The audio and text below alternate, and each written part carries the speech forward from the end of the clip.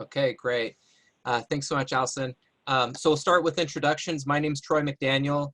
I'm an assistant professor in engineering based at the Polytechnic campus.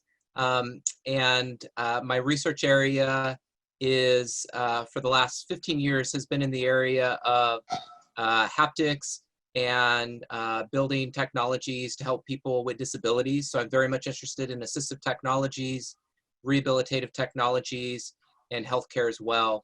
And within the last, I'd say 5 years, I became very interested in smart city technologies and smart living more broadly.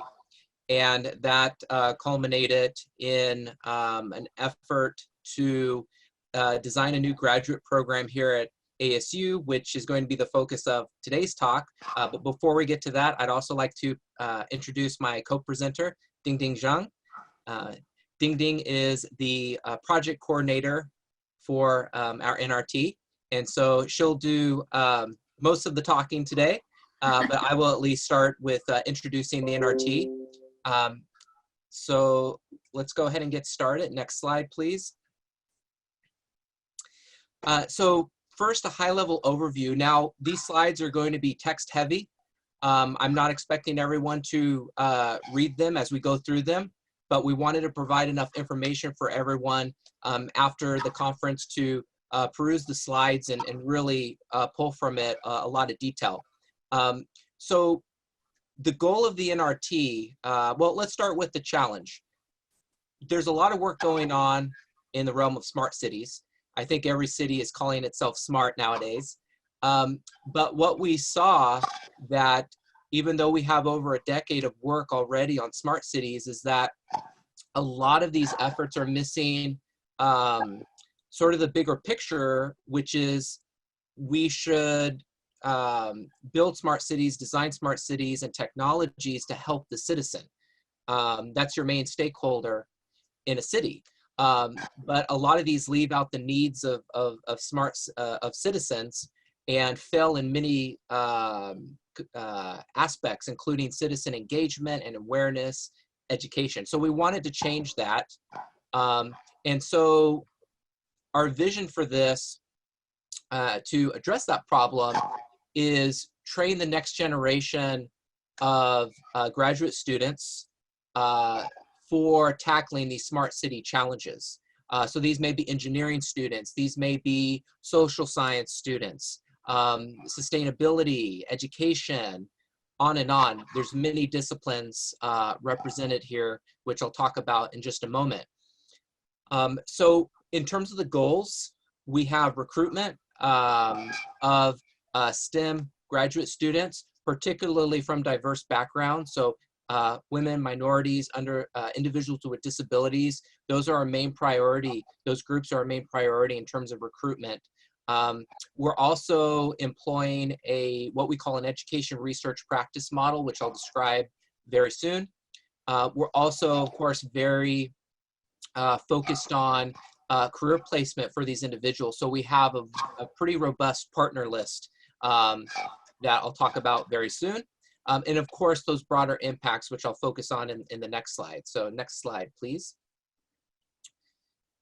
So again, a lot of information here. You don't have to read it, but I'm going to give you kind of the gist of what's on this slide. The model that we've designed here, the education research practice model, it incorporates kind of all the things you would expect of a new graduate program. I should mention too that this is funded by the National Science Foundation. So this is an NSF-sponsored project, and our graduate program is in place. We already have students going through it, and it's open for new students as well, and Ding Ding will talk more about that soon.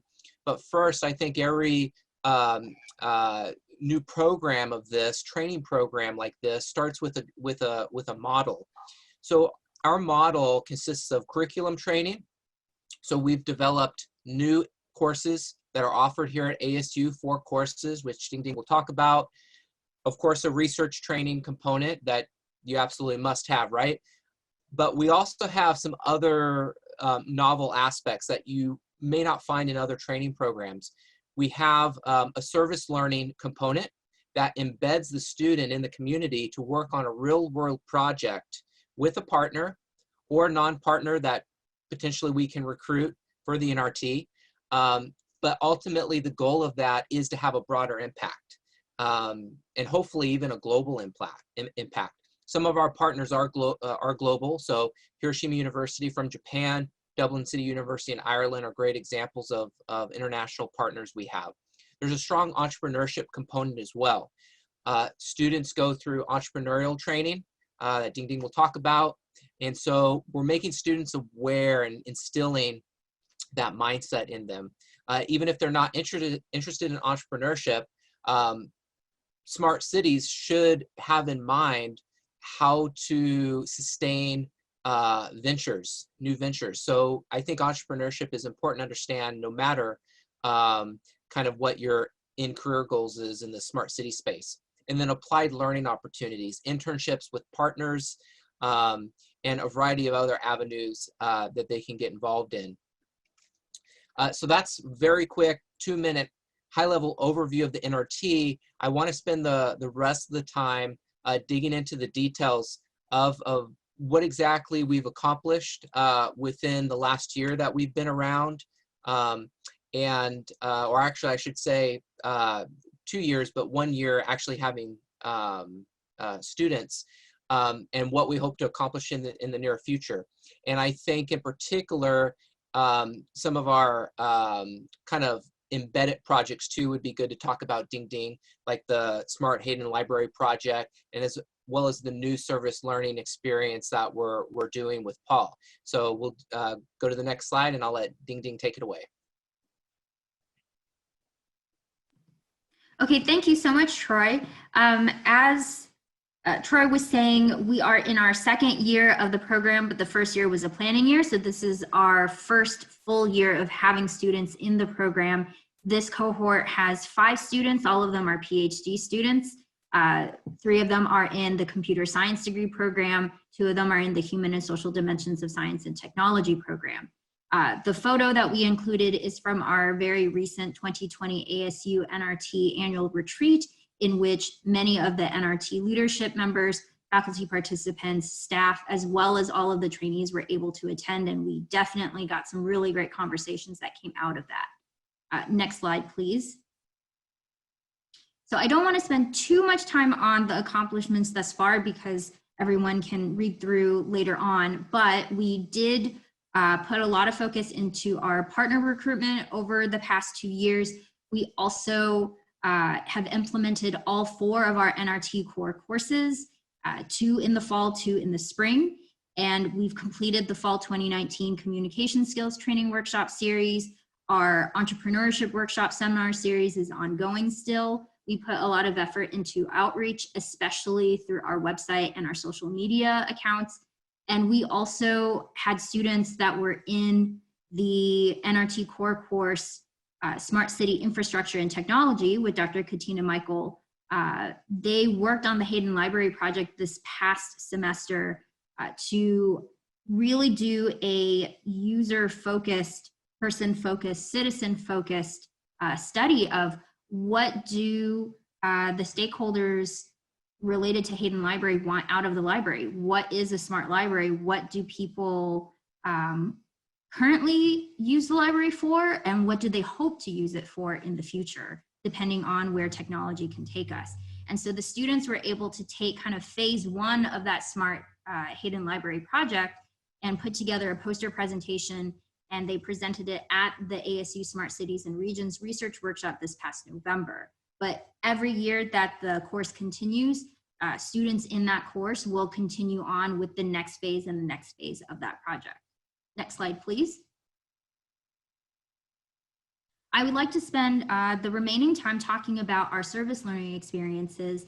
As Dr. McDaniel mentioned at the beginning, service learning is a component of our training model for this integrated and interdisciplinary graduate training program. So we see service learning as an opportunity for trainees to really apply their innovation, their skill sets, their creativity, and their knowledge toward personalized real-world collaborative research projects between themselves and a collaborator that really embeds them into the community.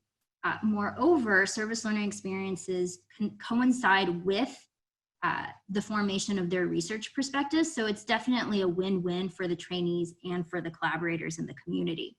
In fact, it's so important for us that we require our doctoral students to complete at least one service learning experience during the time that they're with us in the program.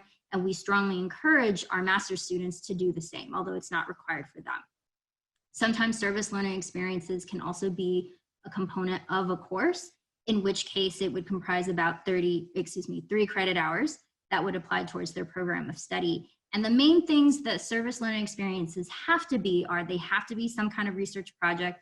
They have to be strongly related, in our case, to the theme of citizen-centered smart cities and smart living. And lastly, we want to make sure that they're done in collaboration with someone outside of the university, ideally, because then they can make a true and real impact rather than keeping it within the university. After the service learning is completed, the trainees will be evaluated by the NRT program together with feedback from the collaborators and the course instructor, if applicable, and to look at the outcomes. For example, were there deliverables that were generated? What was the impact from the service learning experiences? Did the trainee manage to meet the goals and objectives that they had agreed upon with the collaborator at the outset? Next slide, please. So a current example that is happening right now is a service learning experience that is a part of one of our NRT core courses. It's taught by Dr. Casio. It's called the Smart City Sustainability and Environment course. And so Dr. Casio intentionally built this course to include a socially embedded service learning component. And this project is called the Enhanced Park Project, done in collaboration with Phoenix Enhanced Park Conservatory. When he built the course, he built it on the model of a professional planning, design, and innovation firm. So the students, both the trainees and the students who aren't trainees in the course, are grouped together to tackle different issues related to the park and how to make it a better and more inclusive park. To give you some quick examples, some of our trainees are really making the most of this opportunity. For example, one of our students is interested in aging in place and helping the elderly population. And so her focus with the park is about inclusivity and universal design. Another student is interested in safety and security in smart cities, so he's looking at the environmental and human dangers and how to address them. A third student is interested in urban spaces, and sustainability, so he's looking at more equitable and sustainable futures in the Phoenix area. And finally, one student is looking at analysis and predictive analytics to help smart cities deliver citizen-centered technology. So her focus is on how to integrate technology into the park from a transpiration and community perspective. Now, because this course is still ongoing this semester, we don't have specific outcomes yet to share with everyone, but I'm really looking forward to seeing what results from this course. And because this course is an NRT core course, it will continue every spring throughout the life of our grant program. And every year, therefore, new NRT trainees as well as non-trainees will have the opportunity to participate in a socially embedded service learning experience. And that concludes the end of our presentation. Right on time.